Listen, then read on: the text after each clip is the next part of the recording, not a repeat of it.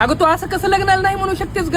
अरे माझ्या घरच्यांनी नोकरदार मुलगा बघितलाय, मी त्याच्यासोबतच लग्न करणार आहे. हे काय ग नोकरदार लावलीस? इथं मी शेती करतो, माझं काय प्रॉब्लेम आहे? अरे नोकरदार 50,000 रुपये तरी महिना कमवते, तुझं काय? शेतीमध्ये 1 रुपया तरी कमवतोस ना?